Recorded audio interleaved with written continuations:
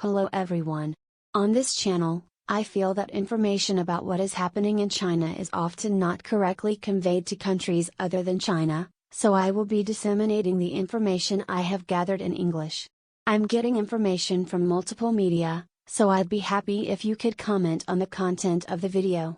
Also, English is not my native language, so I use an AI speaker to create the voice to convey the information correctly.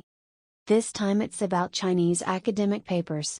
There is an article that says that the number of papers published in China is the highest in the world, both in number and quality. Japan has been overtaken by India, and there is a tone that Japan is no more and it is China's era from now on. It is reported in the Japanese media that China has overtaken the United States in scientific papers. Also, Japanese television reported that China overtook the United States in terms of the number of papers published, and that Japan fell to 10th place. This is the year 2022. 2022 is 1 year ago. Japanese people continued to be unilaterally given negative information from the same Japanese media reports like this. If China is surpassing the United States, Japan will be thought to be even worse. According to a person who translated and read a Chinese medical paper, the contents of the paper were such that even a non-specialist intellectual would know that the data in the paper was fabricated.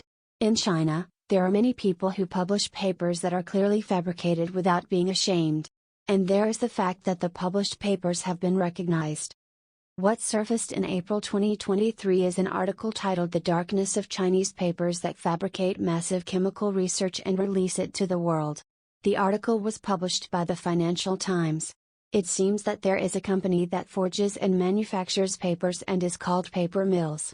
This company reuses the same images, manipulates data, fabricates, mass produces fake papers, and distributes them all over the world. As a result, it leads to the story that China surpassed the United States in the number of papers. I think that those who actually read Chinese papers will understand. Those in the know that China will never become a world leader in science. Another media article was titled "China Will Never Be the World Leader in Science." This article is based on three main factors. One is that the research being conducted in China is an extension of the research in developed countries. This means that there is no uniqueness. The lack of originality makes it difficult for new discoveries to be made. And the article said that China uses every means to steal the research results of developed countries such as the United States. Another reason is the control of information by the Communist Party of China. Researchers working in a scientific field exchange ideas with academics working on the same thing. Some researchers share their research with overseas researchers. However, since research content is a state secret within China, if you talk about research content to foreign researchers, you may be punished for leaking state secrets. As you all know, China has strict internet regulations, and software such as Gmail cannot be used. In other words, it is not possible to freely exchange opinions with overseas researchers using the internet. Researchers in China are working in a very disadvantageous environment compared to researchers in other countries. And it is written that the lack of a system to evaluate researchers is one of the reasons why the papers are fabricated.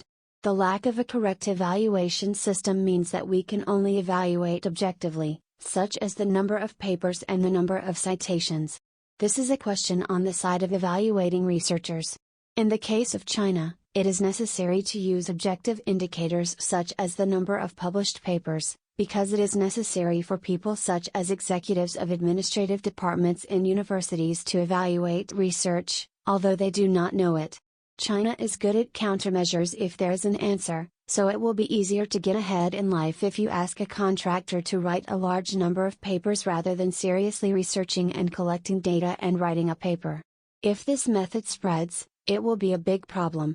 If you fabricate a large number of papers citing the fabricated papers will be created again, so the number of papers and citations will increase infinitely. If the forgery spreads, it will greatly affect the status and income of the researcher. People who are serious about their research are not evaluated, so they don't get a budget, and people who do bad things get more income and more research budgets. These are listed in the article as one of the reasons why Chinese science cannot lead the world. Americans have heard that the number of papers published in China has increased significantly, surpassing that of the United States, but they have also read articles about the state of science in China, so I do not think that the United States is losing out. It is a story that in Japan, the number of Japanese who misunderstand is increasing because the media of their own country does not report correctly. From the perspective of the Chinese Communist Party, it is good news that the Japanese are giving up on Japan itself. If we mistakenly think that the future is China's era, we will mistakenly think that there is no future for Japan unless we follow China, and we will put ourselves in a weak position. The CCP conducts its propaganda work strategically with clear objectives. The problem is that there are Japanese who create and believe the tone that the Japanese have given up on. However, none of the articles I introduced earlier say that the Chinese are inferior. As a matter of fact, the level of Chinese university students is high because they have won through tough competition to enter the university. In addition, since Chinese universities are all boarding schools, they study hard, so it can be said that their intellectual abilities are higher than those of ordinary Japanese university students. It is necessary to be vigilant about the fact that there are Chinese who are capable of doing this. However, it is not a matter of individual ability whether the high ability of an individual can play an active role in the country of China and succeed in life. As I mentioned earlier, in an environment where you can get ahead in life by producing results that lead to evaluation even if you commit fraud, the more talented you are, the more likely you are to fall. This is true not only in China, but all over the world. In an environment where individual abilities cannot be evaluated correctly, the society will decline. In a society where there are no penalties for deceiving people or committing dishonest means, and on the contrary, people can get ahead and live a good life, there will be no decent people left. People who don't know the whole Chinese society feel a sense of crisis because they only see and compare the diligent Chinese university students. Taking these lessons as a lesson, we can say that the world must not become like China. Without a society that properly evaluates people, no matter how many good people there are, they will all fall into disrepair. In the future, where the birth rate is declining and the population is aging, we believe that it is necessary to properly evaluate the abilities of individuals and value human resources. That's all for now. See you next time.